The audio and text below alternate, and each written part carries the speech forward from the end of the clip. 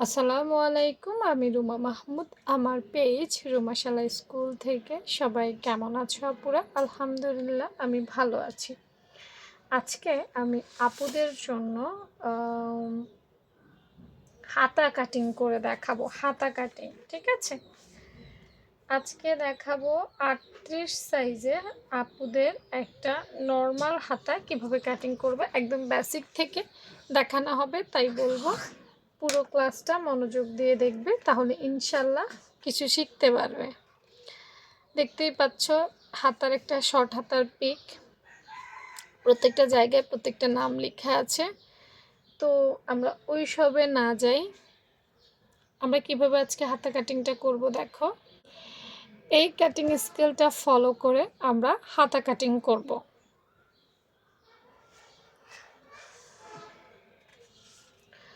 হাতা কাটিং করার জন্য আমাদের দুইটা মাপ খুব বেশি প্রয়োজন জানতে হবে। তো প্রথমেই আমি যেটা করব সেটা হচ্ছে হাতা কাটিং করার জন্য আমরা আজকে 38 সাইজের দেখাবো। 3 8 38 সাইজের দেখাবো। 38 সাইজের জন্য আমি বইটা সরাই ফেলি। 38 সাইজের জন্য আমরা হাতার যে পাশ আছে, এই যে হাতার যে পাশ আছে সেটা আমরা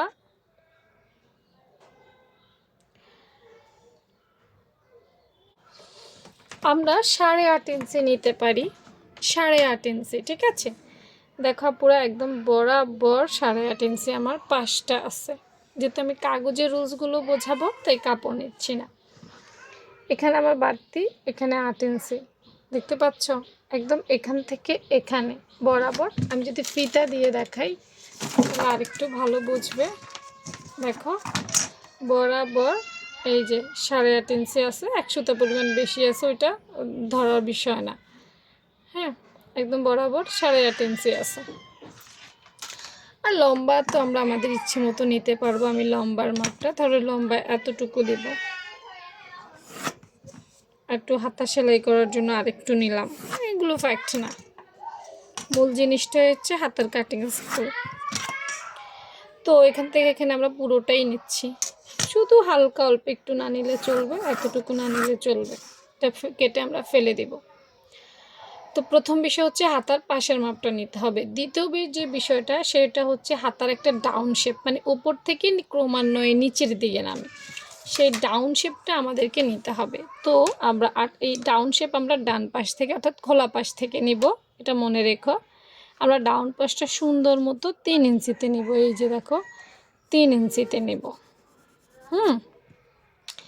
3 ইঞ্চিতে নেওয়ার পর ওই যে ডাউন শেপ বললাম, উপর থেকে ধরে নিচের দিকে আমরা সুন্দর করে এই যে ডাউন শেপটা এভাবে দেব।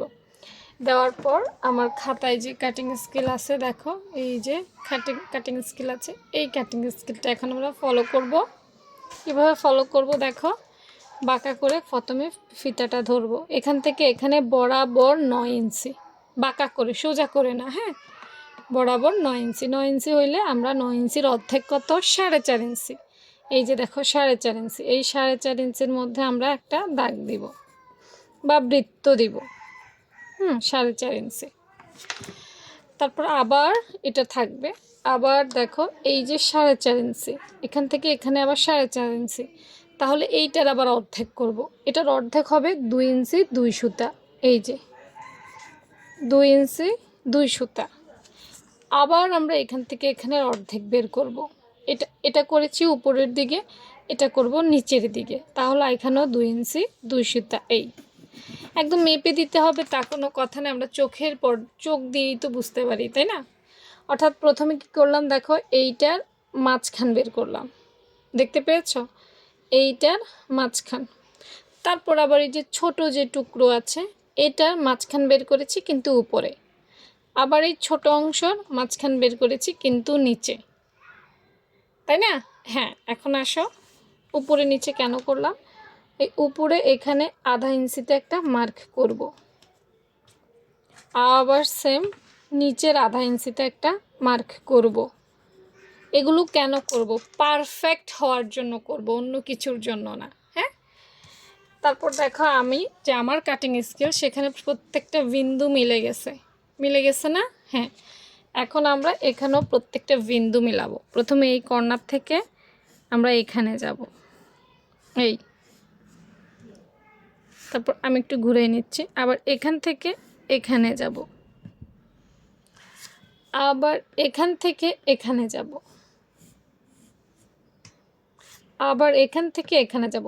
আমরা যদি আস্তে আস্তে পথ ধরে দেখানো পথে হাঁটতে থাকি তাহলে পথটা সহজ হয়ে যায় না? যদি আন্দাজে নিতাম তাহলে হয় উপরে চলে যেত, নিচে চলে যেত। দেখো হাতা ঠিকঠাক না হইলে কিন্তু হাতার অংশ ফুলে থাকে। এখন কি হলো, একটা শেপ দিল। এরপর আমরা হাতার মুখ 38 সাইজের জন্য আমরা হাতার মুখ যদি 5.5 রাখি, সেলাইয়ের জন্য আরও 1 ইঞ্চি রাখি, আমরা এভাবে নিতে পারি। হ্যাঁ, বা কম বেশি নেওয়া যাবে, সেটা কোনো ঘটনা না। এখানে হচ্ছে সেলাইয়ের কাপড়। এই দেখো একটা শর্ট হাতা কি সুন্দর হয়ে গেছে। চলো এবার কেটে দেখাই। ধীরে ধীরে ঘুরিয়ে ঘুরিয়ে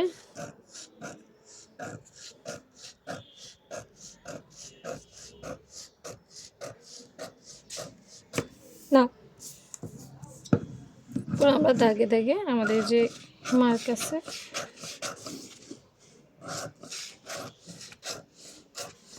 সেই মার্কে আমরা করতে পারি। দেখেছ?